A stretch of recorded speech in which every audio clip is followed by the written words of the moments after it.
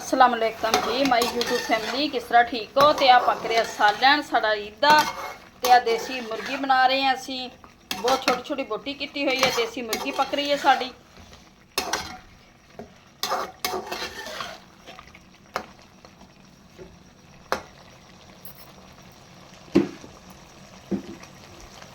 हुण इहनूं असीं लावांगे भुनी छोनी। पानी खुशक हो गया, घी पावांगे 1 प्याली।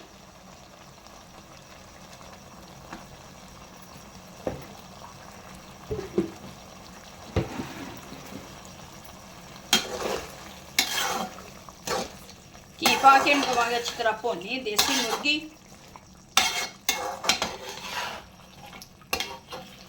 बाकी बनाया सी असी बीफ,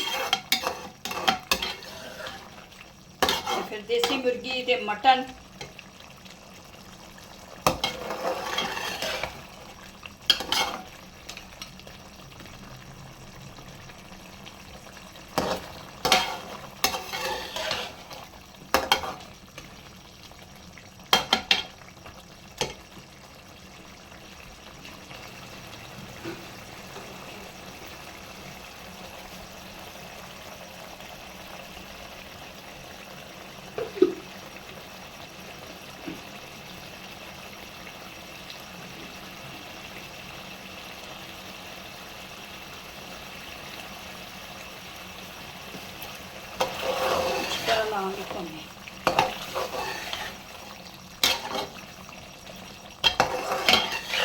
देसी मुर्गी बड़ी मज़े की बनती है, जायका बड़ा अच्छा होता है। यह देखो बिल्कुल ना गल चुकी है। ये लैग पीस ते छड़ दिता है इन्हें गोश्त सारा।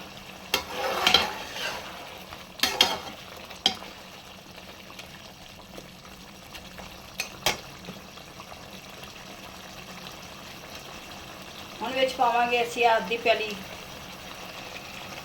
दही दी। ਇਹਦਾ ਜ਼ਾਇਕਾ बड़ा अच्छा आता है।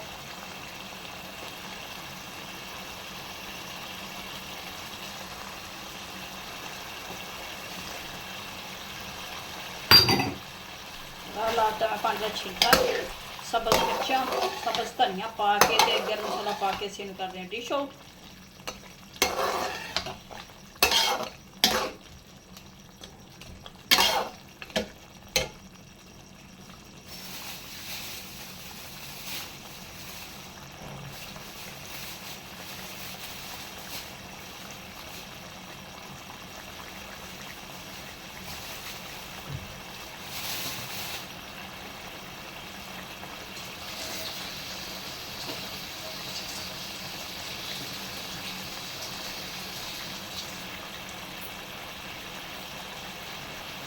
मसर देती हैं अंदर सब्ज़ मिर्चा,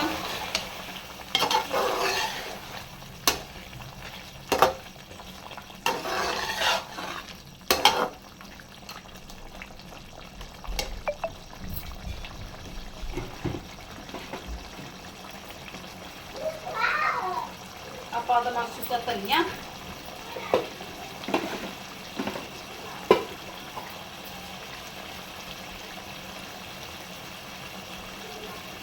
गर्म मसाला पीसा होया,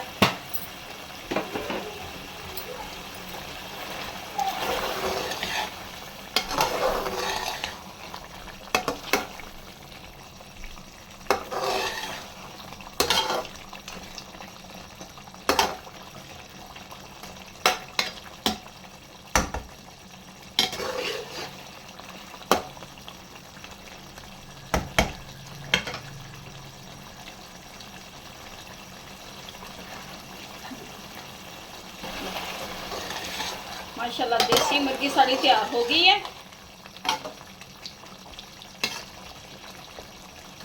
चल देखो ये असल लुक, बस इन्नी के असल ये ग्रेवी रखनी है। उम्मीद है कि तुहानू साड़ी देसी मुर्गी की रेसिपी चंगी लगेगी। तो चलो जी, दवो इजाजत, बनाइए सी रोटियां। तो खुदा हाफिज़।